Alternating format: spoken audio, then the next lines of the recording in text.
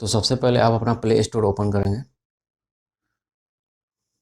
जैसे मैंने play store open किया है, यहाँ पे आपको सर्च करना है। जो सर्च बार दिख रहा है, यहाँ पे आपको सर्च करना है जेवी ड्रॉयड।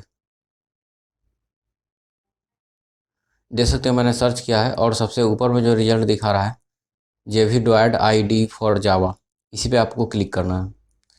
क्लिक करने के बाद देख सकते हैं जेवी droid ID for Java IEC, ये पब्लिशर का नाम है। इस नाम से ये इस पब्लिशर ने इसको पब्लिश किया है। और इसका नीचे आएंगे तो देख सकते हैं ये इसका स्क्रीनशॉट है। तो इसको आपको इंस्टॉल कर लेना है। तो मैंने पहले से इंस्टॉल किया हुआ है, तो ये ओपन का ऑप्शन दे रहा है, तो हम ओपन करेंगे। ओपन पर क्लिक कर रहे हैं, देख सकते हैं। ओपन पर क्लिक करने के बाद ये देख सकते हैं ये इंस्टॉलिंग लिख रहा है, इंस्टॉल कर रहा है।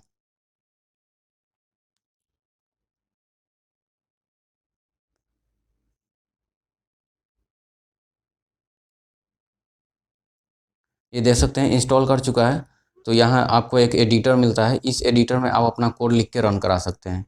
और लिखने के बाद आपको यहाँ पर एक देख सकते हैं ये फोल्डर का आइकन दिख रहा है, ये फोल्डर, इस पर आप जैसे क्लिक करेंगे तो आपको ऑप्शन मिलेंगे new, open, save, save as. तो आप सेव पे जैसे ही क्लिक करेंगे, देख सकते हैं हम क्लिक कर रहे हैं सेव पे, तो अलाउ कर रहा है मीडिया।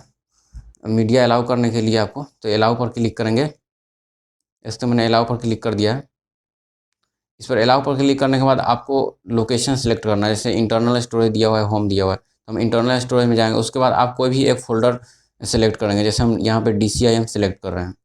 ये DCIM सेलेक्ट करने के बाद आप यहाँ पे ऊपर क्लिक करेंगे सेलेक्ट फोल्डर। तो यहाँ ये क्लिक करने के बाद आप देख सकते हैं जो फाइल का नाम है न्यू फाइल डॉट जावा, आप इसको चेंज भी कर सकते हैं। जिस नाम से आप सेव करना चाहते हैं अपने फाइल को, उस नाम से सेव कर सकते हैं। तो इसमें चलिए इसमें चेक करते हैं कि प्रोग्राम रन कर रहा है या नहीं। तो इधर आएंगे ऑप्शंस में, देख सकते हैं यहाँ पे सैम्पल्स हैं, नीचे इंटरप्रेटर, उसके बाद सैम्पल्स हैं। सैम्पल्स में क्लिक करेंगे। इसमें देख सकते हैं जावा बेसिक्स हेलो वर्ल्ड, इसमें देख सकते हैं, इस पर हम ओपन पे क्लिक कर रहे हैं। देख सकते हैं ये हेलो वर्ल्ड का प्रोग्राम आ चुका है। तो इसको हम रन करा कर चेक करते हैं कि ये रन कर रहा है कि नहीं। तो रन कराने के लिए ये देख सकते हैं नीचे बटन है रन का, इस पर क्लिक करेंगे। ये देख सकते हैं रन कर चुका है, हेलो कॉमा वर्ल्ड आ चुका है। तो इस तरह आप अपने प्रोग्राम को इसमें लिख के खुद से अपना नया प्रोग्राम लिख सकते हैं और रन करा सकते हैं। नया प्रोग्राम लिखने के लिए आपको यहाँ फोल्डर के आइकन पर क्लिक करना है। ये देख सकते हैं, इस पर क्लिक करें, फिर ऊपर आए। ये क्लिक करने के बाद देख सकते हैं ये न्यू का ऑप्शन है, इस पर न्यू पर क्लिक करना है आपको, न्यू। और उसके बाद देख सकते हैं ये आपको ये कोड है, इसको आप हटा सकते हैं चाहें तो।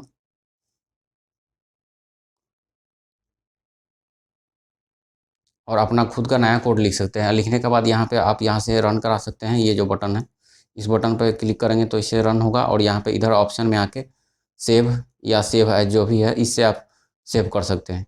तो इस तरह आप ऑफलाइन में अपने प्रोग्राम को रन करा सकते हैं। देख सकते हैं मैंने डेटा ऑफ किया हुआ है, तो और ये ऑफलाइन में प्रोग्राम रन कर रहा है। तो इस तरह आप अपने एंड्रॉयड फ़ोन में आसानी से अपने प्रोग्राम को रन करा सकते हैं। उम्मीद है कि ये वीडियो आपको पसंद आया होगा। अगर वीडियो पसंद आया हो तो दूसरों के साथ भी शेयर करें। Thank you.